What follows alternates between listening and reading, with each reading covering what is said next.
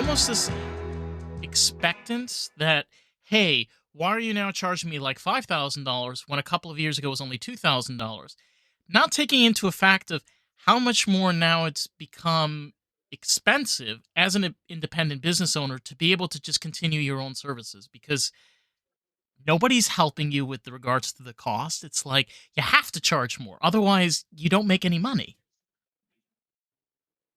And that is such a real thing. And the other caveat to that is that because people want to be photographers, they'll lower their rates in order to get the work. And so you've got an increase in living expenses, an increase in equipment, all of those things when you go to replace them or when you drop something. And then the photographers out there that are just trying to get their feet underneath them, they're charging so much less. And so it's become more and more important that you do more, that you are not just a photographer, but you're a business owner, you are a consultant, you are a resource for other businesses. So it's very, very different. It's strange because you're expected then to give higher quality, the time and effort and energy that's being put in sometimes in careers that are 10, 15, even 20 years long. And literally rival over people that are just trying to flood the market. And obviously they have every right to make money too. It's not like it's, ruled by one monopoly. But the complete disregard about how even in the art world, if it's marketing or photography or any of these things, that it's harder for those houses, those productions, those studios to give you the better quality at Fiverr prices. Let's just be honest. You can't charge prices and be able to make a living. Can't. And I think that whenever you're in a creative field, trying to monetize it when people don't have as much respect for it. So you have to find the clients that truly value what you do rather than just going out and finding any kind of work. It's truly soul sucking to go out there and work with people that don't value what you do. It just sucks the creative life right out of you. It's strange though, because look, there is a lot of negative context and a lot of stories that have come up, especially when you deal with corporate America. There are a lot of American corporations that, to be very fair, they drain American citizens, treat them like robots and garbage. But you still do need corporations. We do live in an industrial age, and there are corporations as corporate as they are. They're trying to do the best that they can. They're trying to make a difference. They're trying to make an effort. And sometimes they really do want to invest in their marketing, their advertisements, their photography. Yeah, they're not the most exciting company. Yeah, they're not the most honest company, but they're trying to make a little bit of a difference. They're trying to have a little bit of a better outreach. And especially when they're trying to get in touch with like getting their ideas out and getting it actually on page instead of some, all right, we'll talk about this, but some of those stupid marketing ads that they've come up with the past couple of years, I'm just like, what? What did I just watch? Like, Yeah, did you hear about the Jaguar campaign where they didn't even have a yeah, car in it? I'm in the auto industry. I'm like, every BMW commercial has a BMW in the BMW commercial. That is the purpose of Yeah. BMW. It's crazy. Yeah, they just went. I don't know who made that decision, but the advertising, I understand the advertising agency wanting to be creative. That's what we all want to do. But the marketing person at Jaguar that says that sounded like a great idea. You know, and then you look at ideas that, for example, like on the end of, like, you have Kia. Kia, personally, as an auto tech, it's like one of the worst car brands you could possibly buy as a vehicle. If you're leasing it, good luck. Hopefully that engine doesn't blow up after 2 years of ownership. But when they came out with the Kia Soul back in 2010, they had this really cute advertisement where they had hamsters driving their cars. And it was so silly and so stupid, but it kind of made sense. It was like a small, little compact, trying to be fun, little weird car. So an ad like that makes a lot of sense, right? But then you have like companies that are like trying to commercialize like medication, and they're just like la la la la la la. They have a whole song going on. I'm like, this may cause diarrhea, constipation, blood clots, and going through the whole list. And you're just like, what? The complete disregard. And it's not about like, it's about common sense, right? Because when you're mixing art, marketing, you know, knowing the brand, where to position them, doesn't any of this take into account before you actually put this out to the public? And my husband and I say all the time, we don't dance nearly enough because every ad that we see with people our age, they're dancing, and we just don't dance around our kitchen. I wonder to myself, right, if you ever had a business that came up to you and pitched the idea like one of these, like, Eli Lilly or Pfizer or Moderna. They came up with one of these commercials and they pitched this to you. How would you react to that if you were in that room? Well, by the time it gets to me, I mean, I'm well down the pecking order. The ad agency has already, given all that information to the corporation. The corporation's bought into whatever ever their ad campaign is. And so I normally don't have much of a choice but to follow suit and to do whatever they want me to do. But if they were to happen to ask me before they go through all of that, um, I I've gotten to the point in my career where people actually trust me. They That's should. that's been Yeah. a wonderful part where they contact me and they're like, "Hey, what do you think?" And I give them my honest feedback. But most of the time, those ad agencies, man, they just want to do something amazing. And what I don't understand is that so much of the advertising looks the same. You don't know between Zepbound, Manjaro, Ozempic, the only difference between those ads are the colors of the clothing that they're wearing that match their logo. That otherwise they say the same thing, they do the same thing. And if heaven forbid you're advertising to seniors, I don't know many old people that go to the farmers market as much as those ads take them to the farmers market. When are we going to get something different? When are we going to try to, shake it up a little bit? But yeah, for me, pharmaceuticals are the one place where it's like everything's the same. Whoever you're advertising to, if all the medications are going to this one demographic, all the ads look identical. It's frustrating. And the reason why it's frustrating to me is because when you come from an artist view, and then, you take also marketing, which also is creative. You're trying to blend those things together. And putting pharmaceutical aside, it's where when you're trying to create a brand, either your product or you're trying to represent something, like even in an advertisement.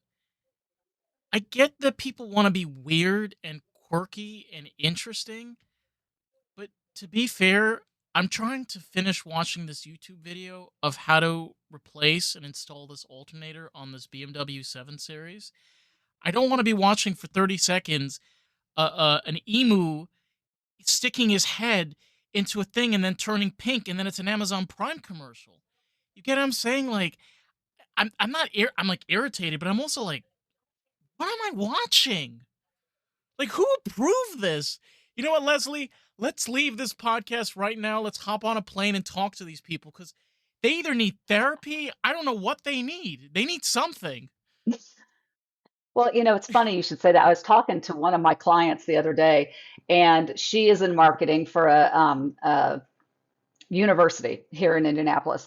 And she was talking about her job journey and that the most mundane job she ever had in marketing was a copy and paste job where here's the templates that we use. You just plug it in, plug it out. And she said, I thought I was going to poke my eyeballs out. And she's like, then I got in with this amazing creative ad agency. It was the best year of my life until they went out of business. So it's like you've got the two extremes of marketing and advertising. It's either mundane or it is a earthquake waiting to go off. And so somewhere in there, the creative field has to blend, which is I think where I come in my industry and what I do for my clients, where you give them the stability and the creativity, repeatability, but I just feel like that in the creative industries, that's a lot of what it is. You're either one way or the other, and not finding that middle ground. That middle ground is hard because there's no clear direction. Because when like even in the music sector, right? It's become this common norm, which it's called stretch the lie. So you overfilter, you oversaturate, you rent really expensive cars, you rent background actors, you make everything over performance, heavily CGI'd, all of this. Like you go on YouTube right now, most of that stuff, that's pretty much what it is. But then there's also the opposite extreme where you have the underground and you have the indie scene, which is very, very tiny, very, very small. They primarily rely on like either local on local, like you know this, where the manager knows somebody that does photography, the photographer knows a producer, and the producer know everybody kind of knows everybody. So you're able to like tie this whole like shit bag together into one nice like with a bow and ribbon and shit on top of it. But the problem with that is like again, it's the two opposite extremes. Like how can you take that extreme and then bring it together and kind of create something, correct me if I'm wrong, like customized. It's not unique, it's not weird, it's customized. Yeah, and music is one of those things that I just feel like that so much is lacking in the mainstream music field. I mean, and how do you get some of these independent artists so that we hear more of them? How do I get to that if I'm not going to bury myself, in the independent music scene? But I definitely I hear you completely. It just it's the uniqueness is gone, and for people like me that I just want to hear it on my XM radio, tell me where to go. Um, and how can we support those artists? Because if they're not monetizing it, then it's an overglorified hobby if they can't support themselves at it. And we shouldn't expect our artists to starve. No. And it's weird because, I've spoken with a lot of producers and managers. And the really cool thing is, a lot of them have told me where they've been able to get in touch with like studios, production houses, where they kind of come together either from different places. Like I had somebody out from Minneapolis, and you got places like Milwaukee as well, and they're just trying to collaborate in order to make this work. And something that you have, which kind of helps in these industries, is real life experience. The hard truth a lot of the times is you have to see these things unfold for your own self. You can't do anything. You just have to stand there, observe, listen, hear, and then kind of build along from there. You know, we get this idea where like, we got to be the champion and the savior, but that's just TV and movies. It doesn't. It's not reality. Yeah. Yeah. I mean, the reality is that we have to support ourselves and our family, and um, give our clients what they expect. And if you're in music, then your clients are the listeners. And for me, it's been a rough road to push and pursue. And there's a lot of times that while you're pursuing it, your passion dies. And I think people in the arts, they don't talk enough about how hard it is when your craft is not making you enough money, and how that affects your passion for it. It's all of us have egos, all of us. I mean, I feel like I'm pretty low on the ego scale, but when people don't want your services, or when they say you're too expensive, it's just life sucking. And then when you get to this point where I'm at now, and people will compensate me, people want to compensate me, they see what I offer, it makes me more creative. It makes me more passionate that you're seeing what I'm bringing to the table. Let me go above and beyond because you get it. And so I feel for all of the people that are listening to this, struggling, and losing their passion because of it. So here's to remembering everyone that you're one disaster away from success, because that's been my motto about my career, is that I had to take one step in front of the other, and sometimes I was down on my knees before I got where I am today. So if you have a passion for it and you're good at it, don't give up. No, you can't give up because there's been so many people before you and so many people will come after you that will all try to be able to do similar things or things around the same regard. But the difference is that you get an opportunity to shape what you want to do and how you represent yourself and how you do it. Being successful doesn't mean that you're a social media star or you're an actor. It means that you're somebody that's successful in what's passionate to you, what your career is. Career doesn't mean that you become a doctor just because your mom told you you have to become a doctor, right? That's not a career. You figure out what can make you money, what you're passionate about, and that's what you go toward. Guess what? I've learned this now too. You're then able to do all of your hobbies and you still can afford it. It's Yeah. amazing. I do have to ask you though, as a BMW engineer, I think is what you called yourself. What do you call yourself? So my name, quote unquote, service technician. Service technician. How did you become so passionate about creative? Um, my dad was a blue collar worker. He came from Morocco and immigrated to this country in 1970. And he did plumbing, he did heating, he did construction, he did HVAC. He eventually did modular and architectural design later in his life. And my brother followed suit too. I mean, he got into the automotive industry about 20 years ago. And I've been struggling in the hospitality and I've been for years. I was in the food industry for about 7 years. I was in customer service for about five. And I said, you know what? What is a great position to be in when you've got learning disabilities, you're dyslexic, you're weird, and you love talking to people, and you don't want to talk to people for 8 hours a day, only when you want to? Automotive. So here I am.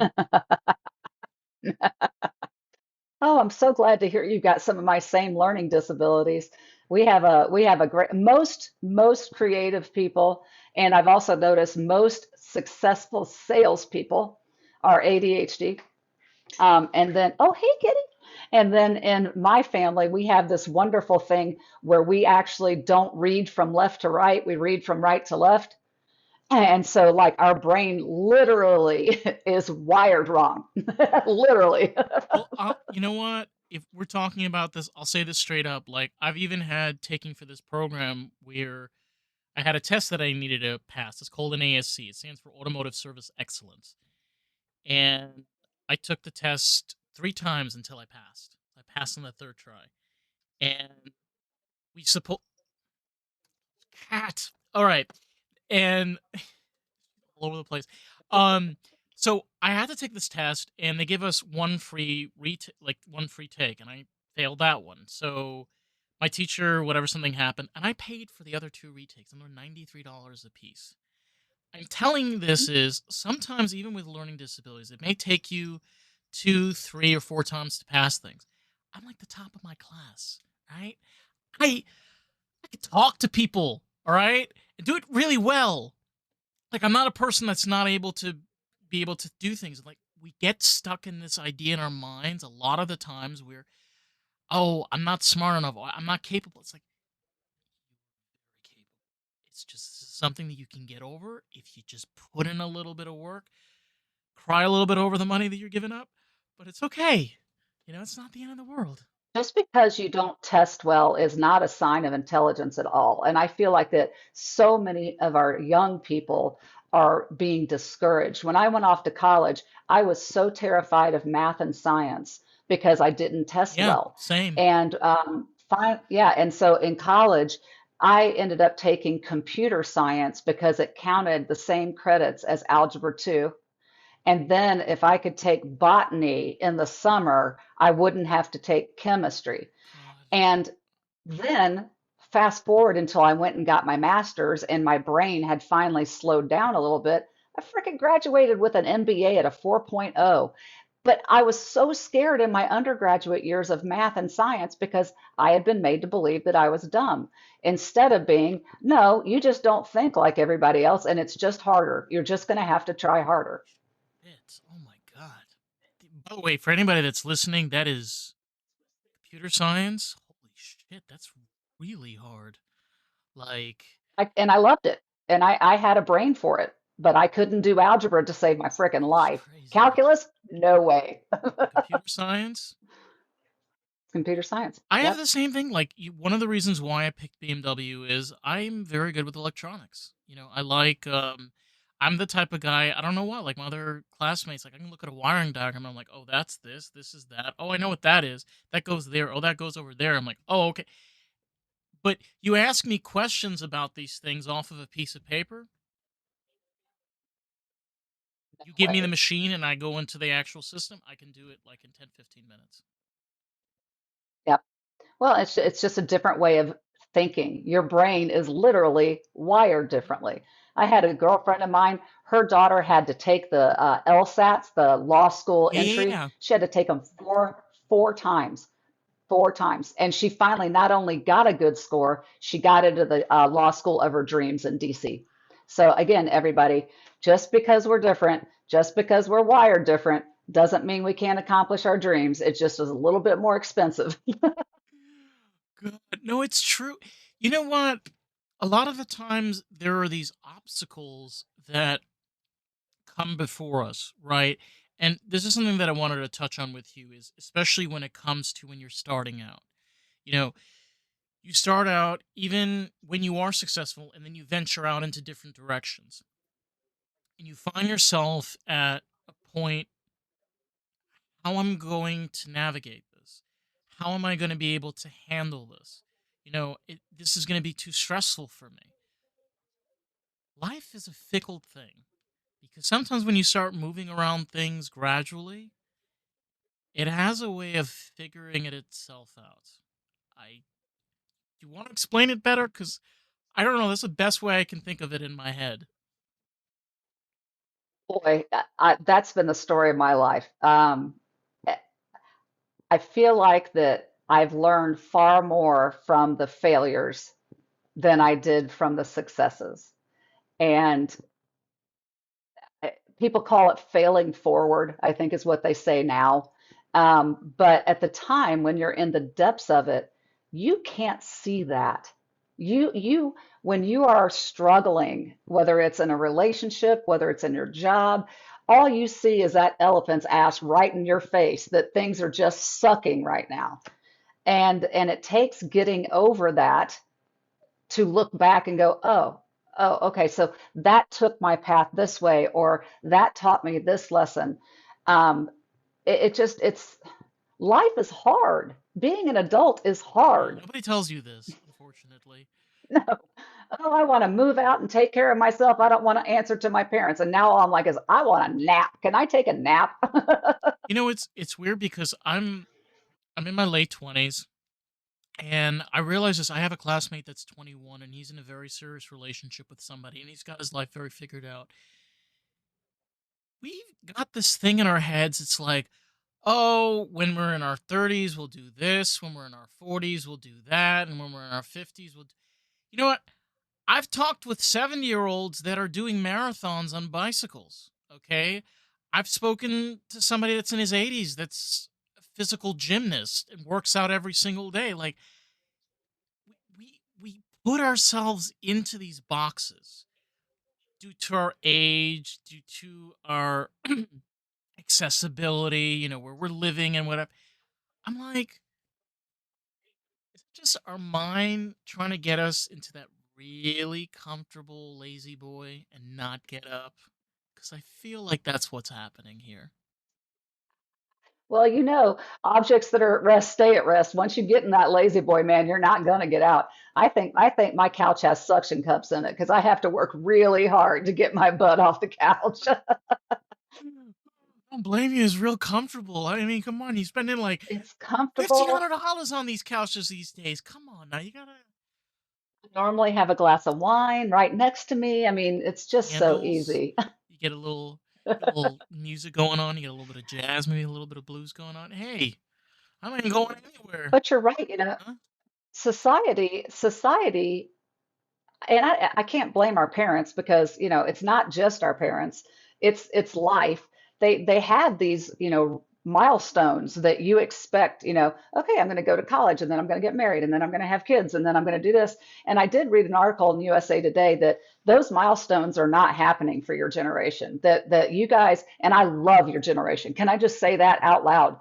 I love 20 somethings. I do. I think that you're going to change the world, and I hope you are. My children are in their 20s and they don't think like me. They don't think like my generation. And I love that. I hear my mom, boomer, just say boomer, um, and she bitches about my 20 somethings. And I'm like, why? Why would you? So my daughter is raising her kids with gentle parenting, not the discipline, not the rigor, where when I was a mom, I was like, do what I say because I said it, that's, and she's like, no, she needs an explanation. Tell her why. And I'm like, all right, your kid. Those two kids are happy. They are easy to be around. They walk into a childcare situation at church or at the gym, and they are perfectly adjusted to go separate from my daughter. I'm, you know, I'm thinking she might be right about this. And so when this younger generation comes up and they think differently and they do differently and they don't feel the need, my other daughter is in a throuple. She doesn't feel the need to just have one partner. Go for it. This is your life. This is your way to do it. I think that people, especially my generation, not my mom's generation, we need to cheer you on. And actually, I feel that way about everybody. If you see somebody, your competitor, let's just say another photographer, because I really don't think in a creative industry we're really You're competitors. offering different We things. all do it Yeah, different. you're all offering different Yeah, things. we're all offering different. But let's just say you get hung up on that, and your competitor gets a job you wanted. Well done. Well done. They got it, you didn't get it. I want people to find happiness and joy in this life, whether it's through your work, through your relationships. Do it your way so that when you look back, you have no one to blame or cheer for but yourself. Yeah. And I mean, what you were talking about, even with gentle parent, I was telling this. So I have a friend of mine, Shane and Jude, and they're a lesbian couple out in Brooklyn. And the two of them, they have Shane has their sister that has two kids, and they've been helping to raise them. And I was like talking to them, like, we're they're having a very different approach with the two of them. Like, they really talk with them when they're getting upset and angry, and they're like, they sit them down and have that conversation, like, what's going on. So I had about a month or two ago, I was in a Walmart, and there was this guy. He probably was around my age. He's probably like 28, 29, and his daughter was like throwing a tantrum. So he literally takes her off the cart, like sits her down. He like gets on his knees and he like looks at her and he's like, "What's going on? Why are you crying?" And she's like, "Well, I wanted both toys, but I told you we're only getting one toy." "Yeah, but I want." We discussed we're only getting one toy, right? She's like, "Yeah, okay. Out of these two toys, which one do you want more? This one or this one?" And she like went for the one toy, and then he was like, "You got to put the other one back, okay? Because we're only taking this one." And she completely calmed down. See? And I was just like sitting there, and I was just like, "See, he could have just lost his shit. Like, obviously, like, it was busy. It was Saturday. Like, there's tons of people everywhere. But he was like, okay, I'm getting into dad zone right now, so I can calm down my kids, so I can get the fuck out of the store." And it was beautiful. Well, yeah, and I guarantee you that that took less time and effort than him losing his shit. Because if she's losing her shit and he's losing her shit, nobody's making any progress to what they want. And I just think, I think that it's a great analysis for the future of the world. What would happen, holy cow, if we sat down with each other and said, what's wrong? What's happening? What are you thinking? What are you feeling? And we shut up and let them tell us, and we listened, and then we had a conversation. I just feel like that if that's what this next generation of parent is building, I because my granddaughter, and I've got two, but he's the second one's too little to be anything yet. But my 4-year-old granddaughter already understands consent, that she says no, and she expects you to respect her no.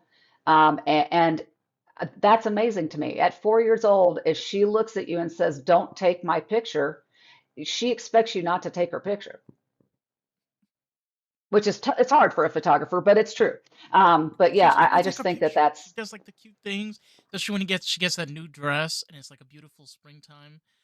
I I feel it. I know what you're going through. She's like, "No, I don't want a picture." Just yeah. perfect. I just bought her a new autumn fairy dress that has wings and a crown, and it's got silver shoes and all this stuff with it. And my mom says, "I want a picture of Charlotte in that dress." I said, "I can't guarantee she's going to let me take her picture, Mom." And she said, "You tell her no more dresses unless I get pictures." I'm like, No, you can't "Nope, do that to a kid. nope, Uh-uh. no, no." So yeah, I mean, I just again, your generation, I'm rooting for you, kid. You know what though? I think a lot of it comes from, and I'm one of those that I kind of root for Gen X more than I root for millennials. What's kind of happened, especially for people like me, is I've spent a lot of time and I've spoken to a lot of 20-year-olds have kind of had this too, where we interact with a lot of Gen Xers. Either from our jobs, from our managers, our bosses, or people that we meet just from a day-to-day basis, especially like in career sectors. I've noticed even being in the automotive sector. And what we start to see is like the troubling upsetness of, how things have changed so drastically because I went through that. I grew up with tape recorders, CD players, Blockbuster. Walmart was open 24 hours a day. Like, internet was unheard of. Nobody had one. Cell phones were like, we have a landline. Yeah, but how do you call somebody? Even calling somebody like in a couple of states over was like, you got to get permission from your parents because you had to Yeah, pay. And then that all completely changes in like 10 years. So you have this whole other generation that understands what I kind of went through because they went through a generation of there's a Vietnam War that turns out to be bullshit.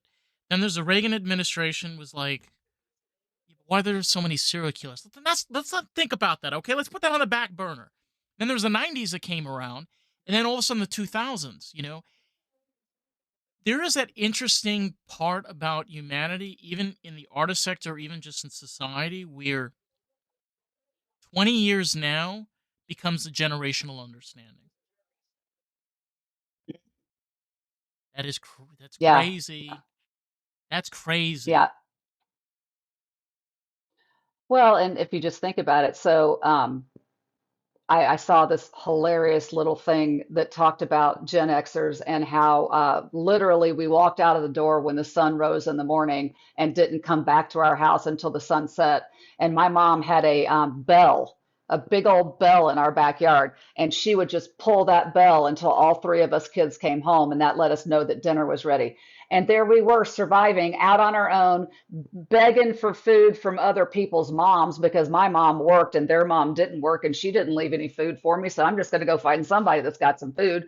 And then when I got older, I literally was cooking for myself because my parents were never home after school. And so it's like you just sit back and you go, yeah, we're a pretty cool generation. We survived a lot of shit.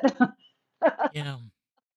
But you know what? That also shows in like resilience of arts and creativity. Where I've seen this too, especially in the artist sector, where you have Gen Xers that may have failed in the 90s and may have not done very well, but now they're working with newer generations and either producing, managing, creating labels, figuring out different ways that they can help in the music. And I think that's kind of amazing because then you have people around my age or people in their 30s where they now have a real cut and dry case. Because again, nothing against like boomers and the other generation, but it's like so much of that stuff is monetary. It's what car you drive, what house you have, who are your neighbors, what you're wearing, who you're talking. Like, I don't like any of those things.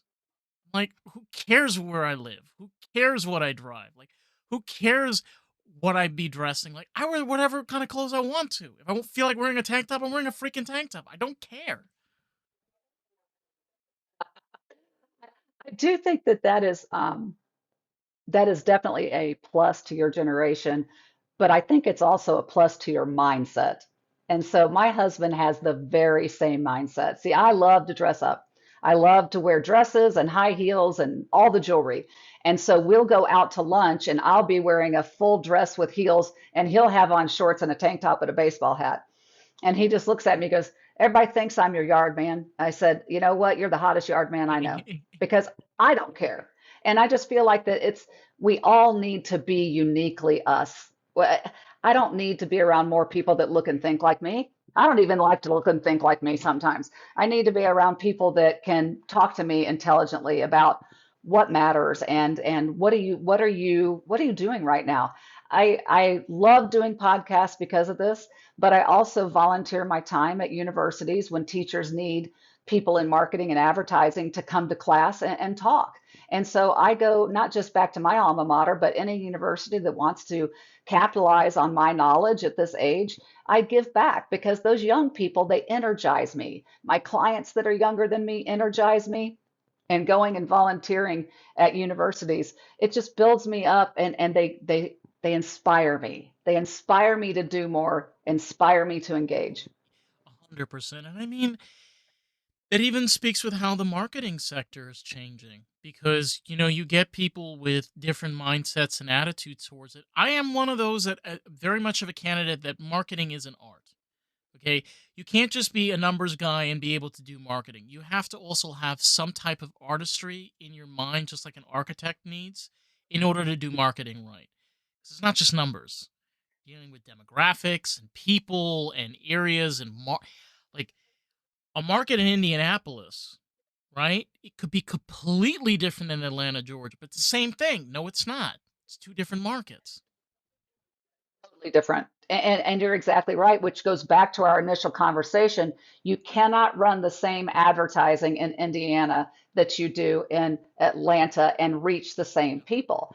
And it, marketing has to be that we have an ad agency here in Indianapolis that is top of their game, and it's called Valve and Meter Marketing. And what they do is that they put all the components in to research your demographic, research what you're supposed to, how you're going to reach them. And then they start by a trial and that's why they call it valve and meter. They put out 3 to 4 trials at one time and which one gets the results you're looking for and which ones don't. And then they pull back on the advertising that doesn't work and go full throttle on what does work. And they call it math before marketing because you have to do the research and develop. You have to do who send out surveys to your clients. You have to do all of that research before you can use your creativity to go into those valves and then pull them back or accelerate forward. So I feel like that all of that, and people don't like to do all that work. They're like, I need a new website. Let's just throw it together. Wait, what's your goal with your website? Who are you trying to reach? Even with my website, as small business as I am, we sent out a survey to all my clients asking them, do you need the service that we offer? Should we offer this service and change what we offer? And we sent a very short survey. Do you need my website to provide uh, like a Dropbox or a login, log out where you can get your images straight from my website? Everybody said, no, we don't need you to do that. Great. I don't have to spend money on that. But they did tell me that they are only purchasing my type of photography off of website searches. They're not getting it from Instagram because we asked them specifically, Instagram, TikTok, where are you getting your photographers from? And they all said internet searches. And so if you don't know where your clients are getting your name from, how can you possibly advertise? No, I know. The problem is, it's basically being able to self level. It's where to be able to understand of where exactly you're trying to put your see. This is my problem, especially with this whole drive of social media influence. Okay, is you're dealing with a very improbable demographic because in the end of the day, your stuff is being pushed out by an algorithm. It could go anywhere. Okay. I've been very fortunate enough where it's primarily stayed here in the United States and Canada because of mostly of the people that I'm talking to and the way that I try to be able to market this out. But When you run into that and then you have millions of followers, you're like, oh yeah, but I'm successful. You're not successful. You just have a million random people that are your followers. You have no understanding of where they're from. They could be from Pakistan. I mean, they could be from Egypt. It could be, you know what I mean? Like, these things are not taken into account for. And you brought up a really great point: is knowing this before is invaluable. Come on. Yeah. And I worry for the people that are only influencers, because in my opinion, and this is not, I appreciate that you're making money at it.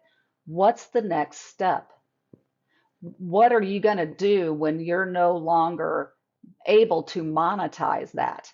Because something, you age out of it. You don't change with the times fast enough, because you don't see that you're losing followers because people don't stop unfollowing you. They just don't pay attention to you anymore. I just feel like that, I think that getting out of corporate America for creative people, wonderful. Corporate America will suck the life out of you more than anything. But what corporate America offers us is it offers us a security that I'm just not sure influencing can offer people long term, like a career, 20 years. And I just hope that people are thinking about that as they're spending so much of their time influencing. The interesting part about influencing is, like, I can shift on to even my own career path, and I'd love to hear on your own career path. It's where being in the automotive sector, and a lot of people just don't get this, is you anybody can be a mechanic, okay? And it doesn't mean that you're special.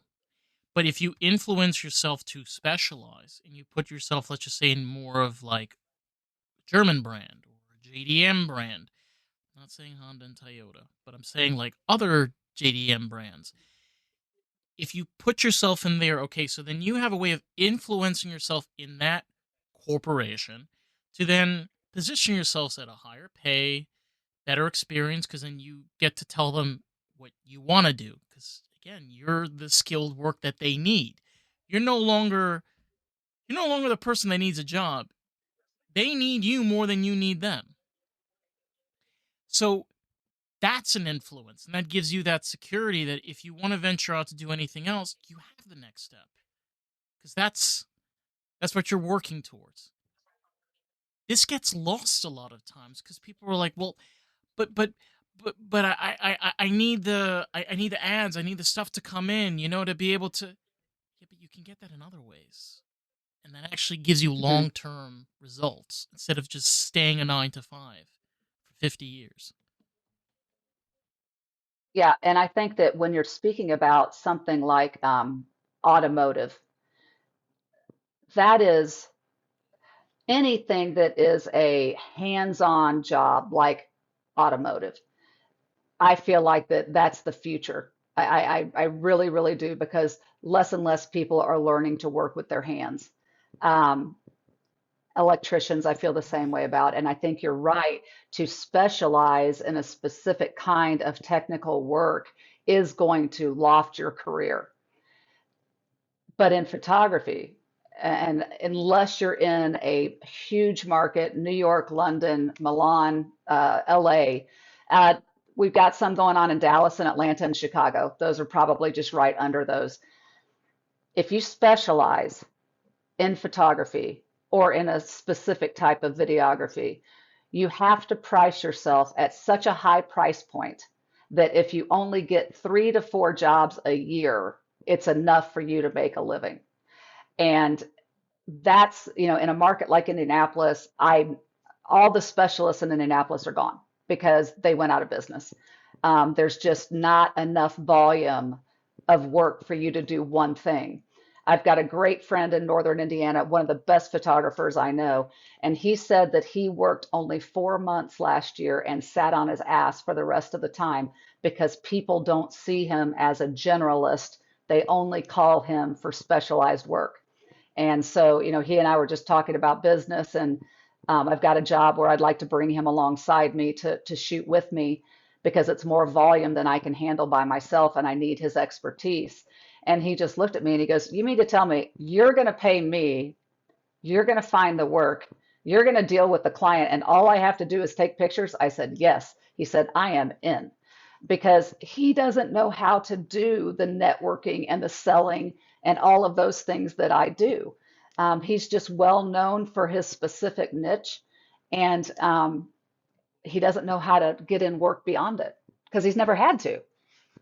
See, what happens also, and I've seen this too, even in filmmaking, where the way that a lot of indie filmmakers have been able to be very successful is they don't own their own house. They build a production company with other people.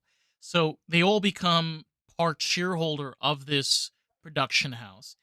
That way, it's not where some person may have a better skill doing something else, and this other person has a better skill of doing that, and they bring all of that together in order to make it successful. There are independent filmmakers that do it independently. It's not unheard of, but it's a lot harder if you can't do the necessary and capability of doing all of those pieces yourself, because let's be honest, it's a lot of work for one person. It sure is. It sure is. And we can't all be good at No. everything. So I had a client who actually is a photographer, but she works in marketing. And she came in today actually to update her headshot. And she said, I don't know how you work with studio lights. She goes, I just never got it. I don't know how to do it. She goes, if I can't use available light, I don't do it. And I said, that's so funny because she likes to shoot and capture people candidly. She likes to let them do their own thing and just capture it as it goes. I said, I stink at being an event photographer. I stink. I hate it. I don't like anything about it. I said, so you can't do studio photography. I can't do candid photography. We can't all be good at everything. We can't. No, and I think what it also veers down to is it's not a clear path to find your exact niche, what you're really good at. But if you don't take the necessary steps and try all those things to see what you're actually good at, you never really could get there. Yeah, it's true. And I just happened to come into photography at a time where, even though film was going to be removed from my industry within 10 years of me starting, I had to learn on film and I had to learn with hot lights. And then I had to learn on strobes. And then I had to learn on a 4x5 camera and a 2 1/4 camera. And so I actually shot on an 8x10 camera many, many times. And so, and my mom, and this is the other thing, with being a third generation photographer, my mom took Ansel Adams' last workshop in LA. She was, oh no, it wasn't LA, it was Monterey. She was in his class, and I have a poster signed by Ansel Adams because my mom was sitting in his very last class. Do you know the amount of information that that passed on to me as the next generation photographer because of her experiences? And my dad's experiences. And so, all those things, even though, people don't shoot with hot lights much anymore. Now they use LEDs, which is a similar method as the hot lights. But I got the best of my generation. I got the best of the education in old photography that just catapulted me into the digital world. And now I still am able to go back to those roots of knowing how light works. I had to learn how light works. And it just one of my friends says I'm a idiot savant because of how I can see light. I can tell you what colors the lights are without a temperature meter. She said you're just an oddity. But I feel very, very fortunate that I had all that. No, it is very fortunate, and it also gives you real hands-on experience as well. I'll tell you straight up, I've played around with film cameras, and when it comes to film, it's a whole. First off, you don't even know what's on there, all right? You have to guess before making sure you got everything correct. And worst case scenario, if there's noise, oh, you're screwed. You're Yep. using the tripod and the tripod leg gets loose and you're trying to hold a shutter, especially at night, and trying to get that night exposed. That that is something that's long been forgotten. I think every other photographer from now on should go through that suffering. Okay, just put them outside at like 100. 12 a.m. Just take a picture of that tree. Yeah, but it's dark out. Yeah. Figure it out. Yep. So back in the old days, um, we had to figure out ways to create the looks we were going for by either changing films, adding filters, whatever it was that you wanted to do. And I finished up a nighttime shoot this week, and I'm looking at my images, and they're absolutely beautiful. And I just had to chuckle because what we used to do is that you would go to take a nighttime shot, and you would actually use tungsten film instead of daylight film so that it would intensify the color of the sky to make it look more vibrant because it would balance for the inside lights in the house or in the building that you were shooting, and then the sky would go purple. It was beautiful. And now you just look at it and you go, that looks, it just shows up like that on your a digital camera now. But in the old days, we had to figure it out. You had to test your film, and you had to, I used to shoot products for airplanes that were like this big, and you used to have two bellows on your 4x5 camera to reach it, and you'd have to have an extra stand in the middle, so it was lens, bellow, stand, bellow, film, and you would have to measure that and calculate the bellows factor for how much extra exposure you had to put on your film. It was math. I told you how I feel about math. It was math. God. But you know what? That does showcase the amount of advancements that has taken. And I think anything that you can learn of today is it's still hard to be successful creatively. But now it's become easier and easier. Yes, it's more expensive to move. Yes, it's more expensive to buy equipment. Yes, it's more expensive to do most things.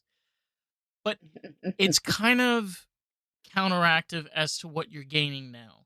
Because now you have people that can come in there and do everything that you could have done in the past, but 10 times, 20 times better. Because instead of using those tons of lenses and all that, you can use a lens this big and it does the exact same shot automatically. You just put it on the tripod, position your lights, bam, done, finished. Do you use But you know what technology can never take place of what? is somebody's That's creativity true. and somebody's vision. And when I'm working with young photographers, one of the biggest things that they don't know is lens compression. Really? They don't understand if you've got a zoom lens, because most people are not purchasing fixed lenses anymore No. because they can get, two lenses where I have eight fixed lenses in my case because that knowledge of what am I trying to accomplish? Okay, I want to make the background go really out of focus.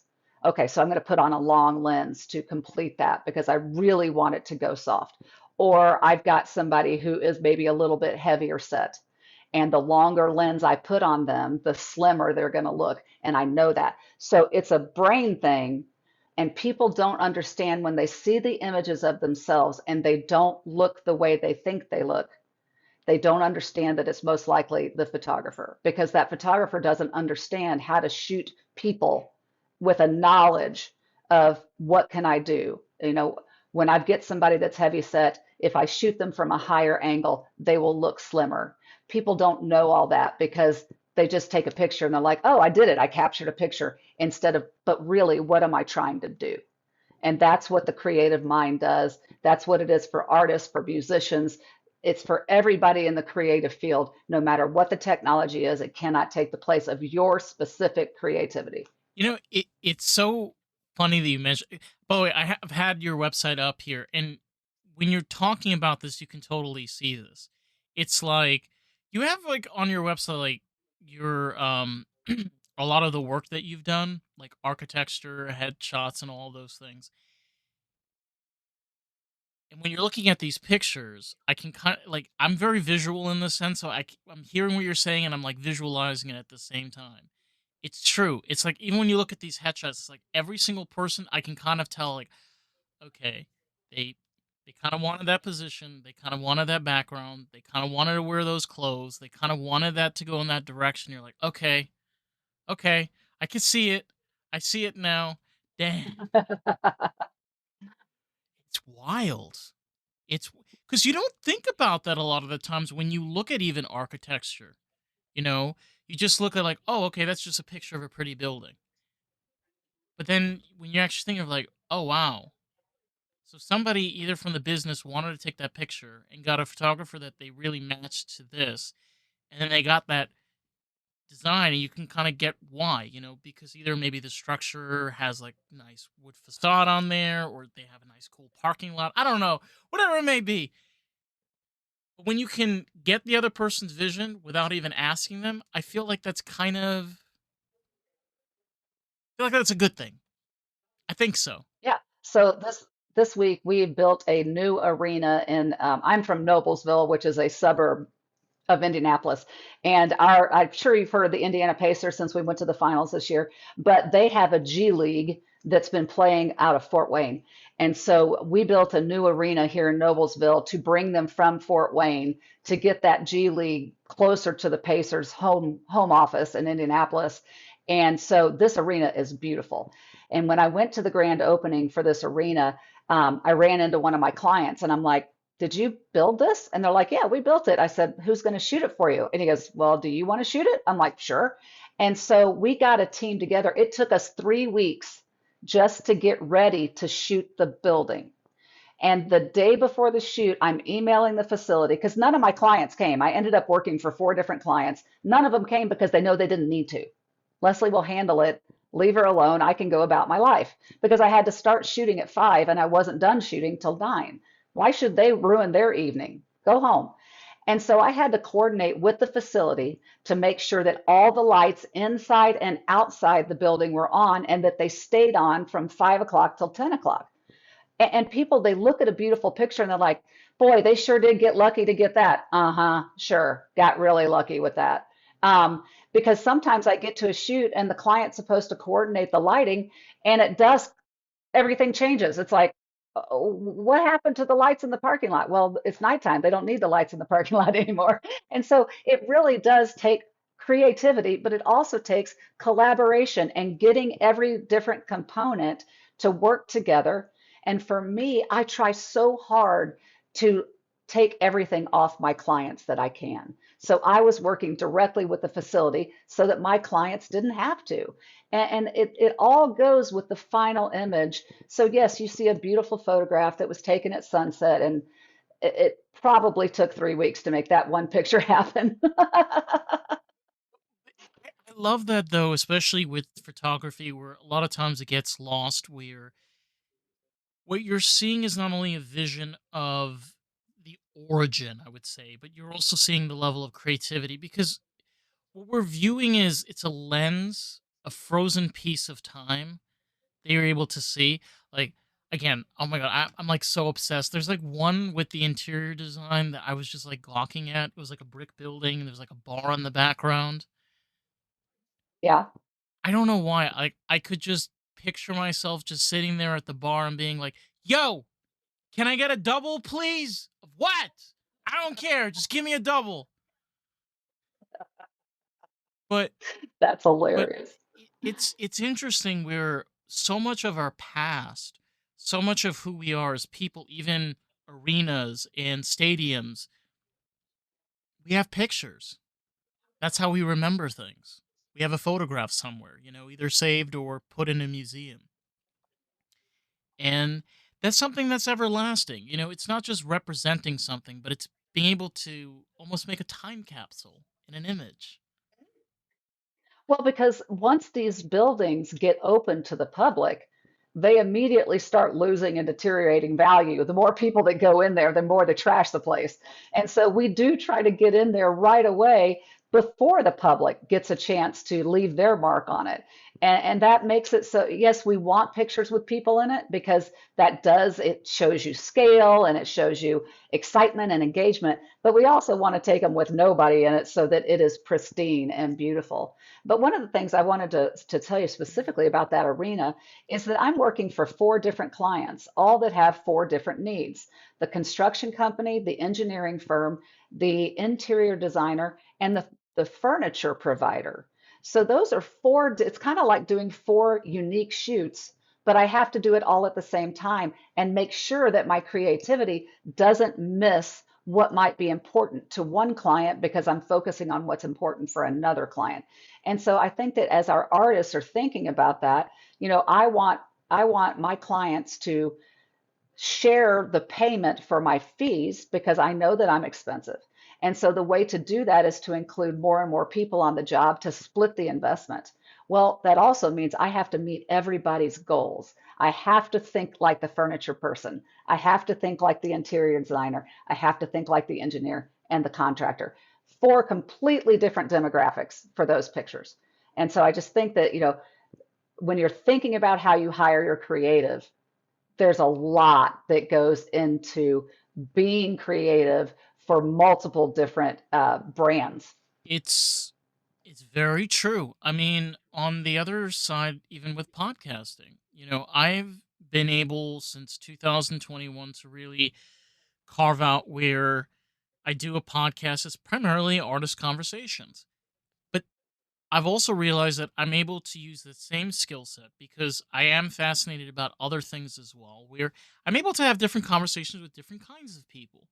You know, and a lot of the times, like, I feel this idea of art being just, oil painting or just getting in front of a mic.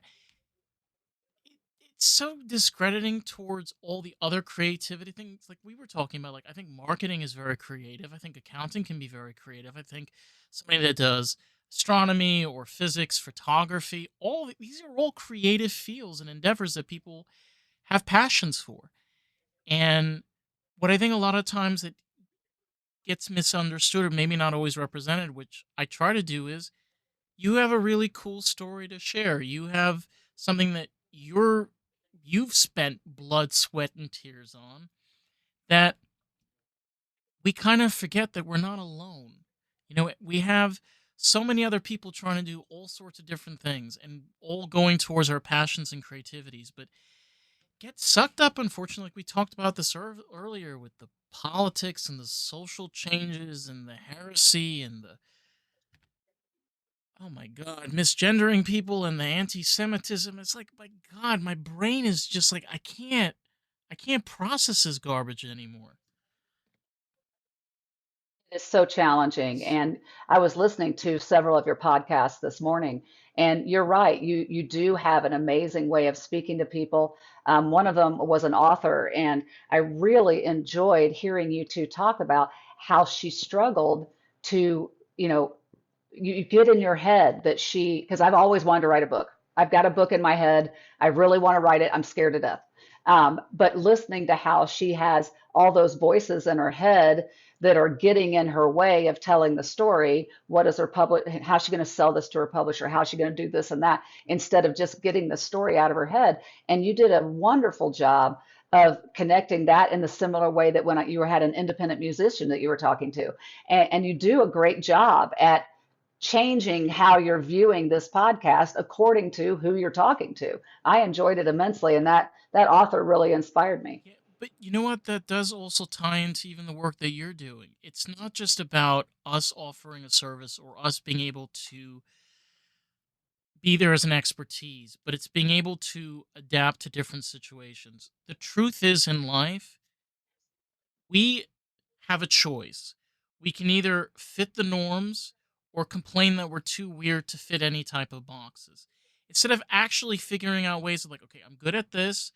I can help out in this direction. I can help out in that. Maybe I can add this. Maybe I can add that. I think that's what it really just boils down to. It's just get in there, figure it out. Like, but I don't know furniture. Okay, so you don't have to know Raymore and Flanagan's catalog like the back of your. Do you know Raymore and Flanagan's you know catalog like the back of your hand? No, you don't have to. It's ridiculous. I think that especially with creative people, we do get in our own way. That I can tell you that when I'm taking pictures and I'm looking at the images as I go, and I've got this, voice in my head, you suck, these are terrible, these are terrible. And then I get back home and I open up the computer and I'll get one of my assistants that calls me and she's like, so now that you've looked at the images at home, what do you think? I go, I really did a good job today. Uh, You need that little bit of adrenaline, that little bit of a bump just to get you through. Yeah, we're our own worst critics, I tell you. Um, what was I gonna ask you? Oh, we've been talking about Studio 13. I know that you work on other stuff as well. We've spoken about this before. Generally speaking, where can you find like your social media? I know where your website is, all that fun jazz.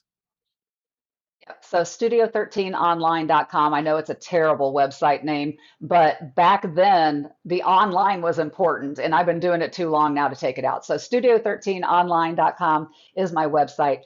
Studio 13 on LinkedIn, Studio 13 Indie on Instagram, and then Leslie Lane also on LinkedIn. So you can find me all those places, and I would love to connect with anybody that would like to. Awesome.